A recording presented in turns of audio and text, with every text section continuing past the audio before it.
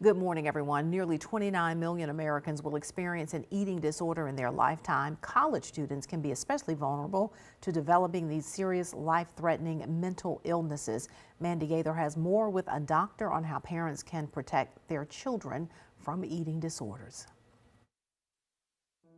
The transition to college isn't always easy, and today's students are at greater risk than ever. A November 2022 study found the chance of college students developing an eating disorder rose 13 percentage points from 2013 to 2021. And unfortunately, about 70% of patients with eating disorders won't actually seek treatment or have barriers in terms of seeking treatments. Dr. Laura Dorr is part of the eating disorder team at Children's Healthcare of Atlanta. She says college can be especially hard on students as they may be away from family for the first time, planning their own meals, trying to fit in with peers. Students who are competitive athletes, unfortunately, are at higher risk, and so they may be entering the college sports arena and be dealing with some issues themselves as they start in that process. Dorr says parents can help protect their children from eating disorders by being a good role model, having a good relationship with food yourself, and watch for red flags. Signs a child may be struggling with disordered eating include headaches, dizziness, lack of energy,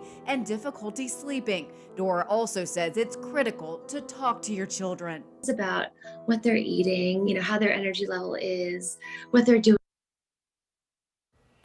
All right, we're going to talk now with our pediatrician, Dr. Keith Watson, a little bit more about eating disorders and how to prevent them in your children. Great to have you back. Good to be back. It's been a little while. You've been on a vacation, so you refreshed and ready to rock and roll. Sounds great. Absolutely. So this conversation on eating disorders really is quite serious. And, sometimes we think about the eating disorders and we think, it's sort of rooted in body shame, but it actually is way deeper than that. It is very much deeper than that. Most of the time, eating disorders don't develop because you're strict and make your child eat what's on their plate. Or if you tell them that they're eating too many sweets and they need to exercise because they're going to, gain a little bit of weight. That may cause a few self-esteem issues, but that's not usually what causes eating disorders. So eating disorders really is born of a mental illness. You and I were talking before we came on the air and, talking about a person who's anorexic. And usually these are people who are really, really very thin, like dangerously thin. And they still think they're overweight. That's the problem. It comes from within. It is a body appearance issue, or as we call it, a body dysmorphic type of disorder. Regardless of how thin and unhealthy they are, they still see this distorted image that they can be overweight. And there's different types of eating disorders. We're discussing anorexia here. There's bulimia. But there's bulimia where they actually eat more than the average person, but then they feel guilty, and so they make themselves throw up. In each case, the problem is an internal struggle with depression, anxiety, those types of things. And it just manifests itself through an eating disorder. And it manifests itself through disordered eating, right? People that have eating disorders most of the time have something else going on triggering it. Again, physical or mental abuse, anxiety, depression, those types of things are what trigger the eating disorder. Sometimes we think of it most often with young adults, but it can happen in children. So if you are watching your children's habits and their mental state, what are some things to be looking out for to maybe trigger that maybe they're going down that road? Start looking for changes in their eating habits. That you don't encourage them to make. That you don't encourage them to make. Start look. Maybe comments they're making. If in some cases, sometimes people can become obsessed with exercising and trying to quote unquote lose weight, but they and then the effects of that weight loss and that eating improperly becomes sleeping disturbances. They can become withdrawn and depressed, headaches, nausea, those types of things. So it can manifest initially as subtle changes, and then once it becomes more pronounced, you start developing physical symptoms. Right, and that's when it really, I mean, it's dangerous when it's at the level of, you know, when it mentally you start doing things, but when it starts to affect your body physically and you're doing things to harm your body, it's when it really becomes dangerous. It absolutely, and it is very much, in these conditions, very much life-threatening. Absolutely. We've seen, you know, many cases, unfortunately, we've seen celebrities who have dealt with bulimia or with anorexia. So we've seen the effects of what it can do. So just watching your children, talking to your children, and understanding that what's happening, it's not just sort of a negative body image situation. It is something far deeper. It is very much deeper. All right. Always appreciate your perspective. Thanks so much. Thank you. We'll see you soon. All right, a groundbreaking gene therapy is creating life-changing possibilities for children with the most common form of muscular dystrophy. Bradley Blackburn explains the treatment, which recently got FDA approval, and what it has meant for one family. When Connor Stoll's parents watch him at the playground, they see hope for his future. He wants to do a lot of things, and we're like, okay, let's do it. Like, you have that chance now. Connor was 5 when he was diagnosed with Duchenne muscular dystrophy, or DMD, the most common form of the genetic disease that causes progressive loss of muscle mass. We noticed that he was having difficulty running around. He couldn't quite catch up with his peers. Within months, he joined a clinical trial and became the first patient to receive a single infusion of a new gene therapy. Developed at Nationwide Children's Hospital, the treatment is designed to fix the mutation and slow the disease's progression. I have devoted my life to this. Connor's doctor, Jerry Mendel, saw his first Duchenne patient 50 years ago. He envisions one day using the gene therapy on newborns. If we can do that very early in the treatment, we can essentially rescue the muscle before it's severely damaged. So the breakthrough in this early group will have profound influence on the field. 5 years after his infusion, Connor's parents say they've seen no regression. A lot of kids his age are losing ambulation and are in wheelchairs. He can still climb stairs. He can still run at his own speed. Because the therapy is so new, Connor's parents don't know exactly what the future will bring. But it has already given him a childhood that once seemed impossible. Bradley Blackburn, CBS News, New York. Until the development of gene therapy, most treatments could only address the symptoms of Duchenne muscular dystrophy, including some medications to slow down the progression of muscle weakness. All right, some children say the worst part of playing sports, mom or dad, how some parents are making a mess of things at the ball field. Next on Mid-Morning. All right, we're back, everyone. Across the country, more and more youth athletic programs are struggling with a shortage of referees and umpires. They also face a majority of children leaving the sport when they become teenagers. Why, you may ask? John Diaz reports angry parents could be part of the problem. Parents are more aggressive. They want immediate results. They want wins. Kirk Kelly is the owner of KK Athletics, Long Island's largest indoor sports complex in Farmingville. He says over the years, he has noticed an unfortunate trend. Some parents beginning to ruin sports for kids by getting too angry at their games. I've actually had to separate parents from referees. According to the National Alliance for Youth Sports, 70% of kids stop playing sports by the age of 13, mostly due to parental behavior. When everything is based on the outcome on the scoreboard, we have completely lost how the kids feel about it. These poor adult actions are also leading to a referee and umpire shortage. Since 2018, more than 50,000 high school referees have quit, citing the actions of parents in the audience. The CEO of the National Federation of State High School Associations says it's only getting worse. Every single state at all levels are reporting behavior of parents, even at CYO games. Many more incidents that are violent in nature, not just verbally abusive. Even New York State legislators are now getting involved. A bill currently sits in a committee which, if passed, would make aggravated harassment of a sports official a Class B misdemeanor. The Sachem Youth Advisory Group, also known as SIAG, says it has a strict code of conduct listed on their website to prevent things from getting out of hand. They also talk with their parents before the season starts, and we explain to them that let the coaches coach, let the umpires umpire, and let the parents come out and, root for their team.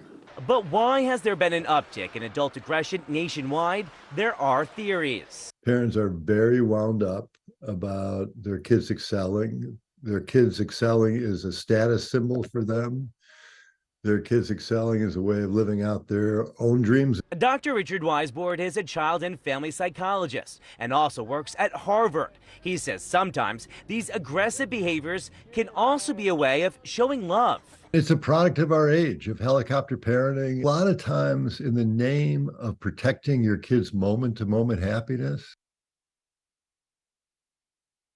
And some experts believe that parents get heated because they think their child will get a scholarship or go pro, but coaches say fewer than 2% of NCAA student athletes play professionally. All right, if you plan to take your pup on vacation, we'll have some tips for the trip. That's a little later on Mid-Morning. All right, we're back. Penguins are the stars of movies and documentaries, but scientists are raising the alarm about the threats facing the flightless birds, including climate change and people's bad habits. One organization is trying to make a difference, one penguin at a time. Ian Lee reports. This day is cause for celebration as 15 penguins waddle back into the wild off the coast of Argentina. Months ago, they entered a rehabilitation center in pretty bad shape. They were malnourished, dehydrated, hypothermic, and parasitic. Some were even exposed to oil and had eaten plastic, says Sergio Rodriguez, a biologist at the center.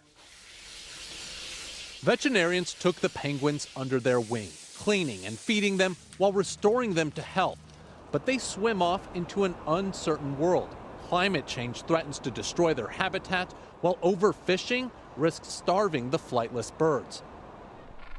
Scientists warn all of this could lead to their extinction. Because of all the known birds, penguins are the slowest to adapt and evolve. Centers like this can only do so much. All these afflictions are directly or indirectly caused by humans. We can try to save them here, but it's up to the global community to save the environment and the planet, he says.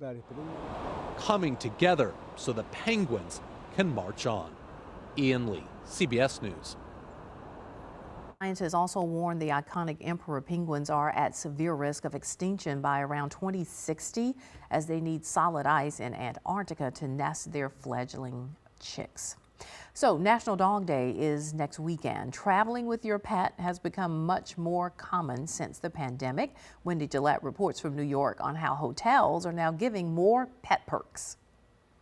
Let's go. Norman and Stanley recently checked into Lowe's Hollywood Hotel in Los Angeles, luxuriating in views of the Hollywood Hills, new doggy bowls, and other hotel gifts. We've had dog room service, and everybody has just been very welcoming for the dogs. They've been treated like royalty. The brand offers the same VIP treatment across all of its hotels through its Lowe's Loves Pets program. They'll be treated like you will be treated, like a superstar. A recent survey found 78% of pet owners got animals during the pandemic, and another survey shows 55% plan to travel with them. Just down the road at the Kimpton Everly Hollywood, one of the hotels where we stayed for a special rate, pets get their own plush bed, colorful cookies, and a dog curry to toast along with their people.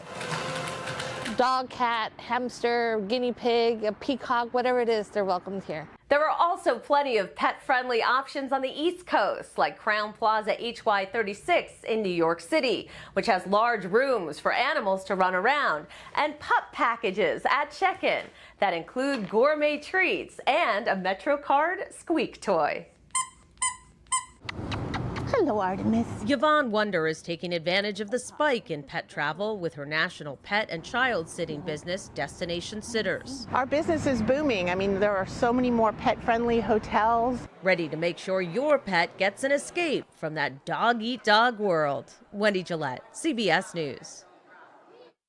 And at hotels that are not so pet-friendly, the pet app Rover finds about 10% of travelers have tried to sneak in their furry friend by hiding them in their luggage. All right, an inspiring and delicious story out of Wisconsin. An 11-year-old chef cooking up a success story in Milwaukee. She's not even a teenager yet, but she's already drawing hungry crowds with her pop-up drive-through business. Talia Molending reports. Fried chicken, yams, greens, macaroni. This young chef has been up since 6 in the morning, displaying confidence in the kitchen well beyond her years. But if you ask her, it feels normal.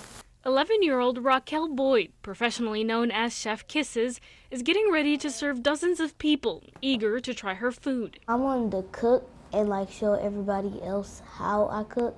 This will be Chef Kiss's second pop-up drive-thru, but she's been in the kitchen for a lot longer than that. When I was 5, my dad and my mom gave me a deep fryer. This is something that she has a passion about, and she don't just talk about it, she'll actually put the effort in. And when Raquel came to her parents with the idea, their first instinct was to encourage her, to back her up with whatever plan that she had. And their support comes with more than just help with setup, acting as investors, and more importantly, helping her learn what it takes to run a business.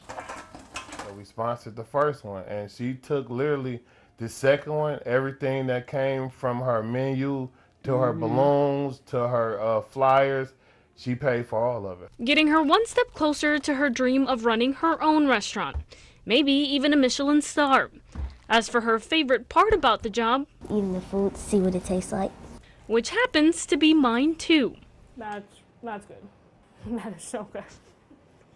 Made by an 11-year-old.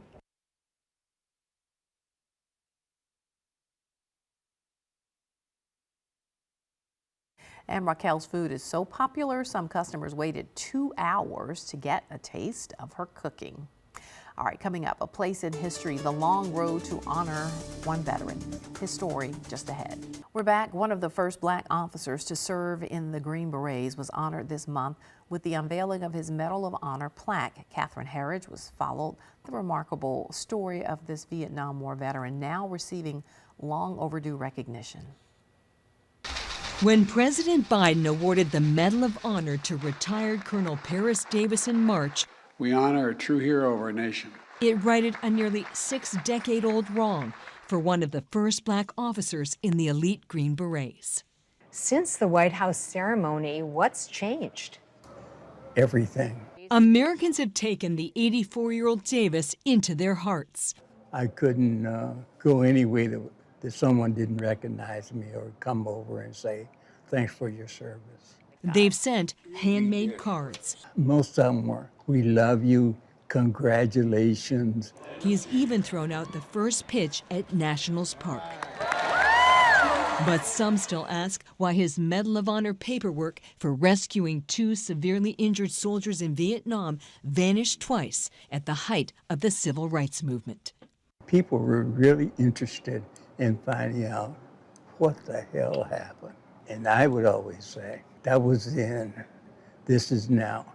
And now another honor, his name engraved in the Medal of Honor wall at the National Museum of the U.S. Army. Never forget who we are and what America stands for. As Davis secures his place in Special Forces history. Catherine Herridge, CBS News, Fort Belvoir, Virginia. We now know that 99 people died in last week's wildfires in Maui, and that number is expected to rise. More than 1,000 people are still unaccounted for. FEMA workers and search dogs are slowly going through the destroyed town of Lahaina. Tony DeCopel talked with 2 families who lost everything but each other. If you want to know what it takes to build a home, it helps if you're the one doing it.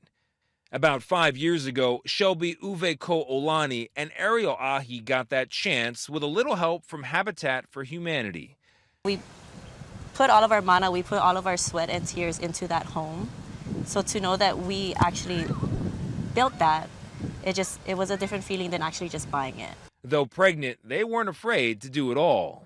It was on the roof, I put windows in, I put doors in, I painted. They moved in as both friends and neighbors, which is also how you describe their firstborn sons, Manaya and Zayden. Who is that? For years, they all grew together. Everything was there, the building of our home, creating our life, having our children, all in Lahaina, all in the center of that town.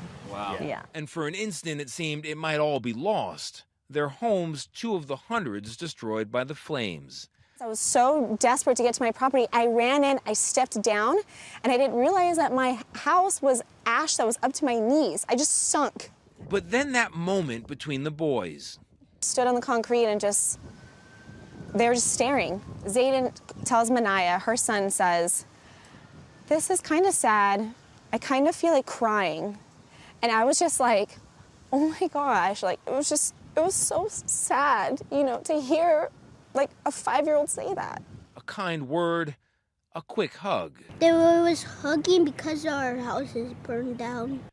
And a reminder for Shelby and Ariel and for all of us that while a house may be made of wood and nails, a home is made of something else.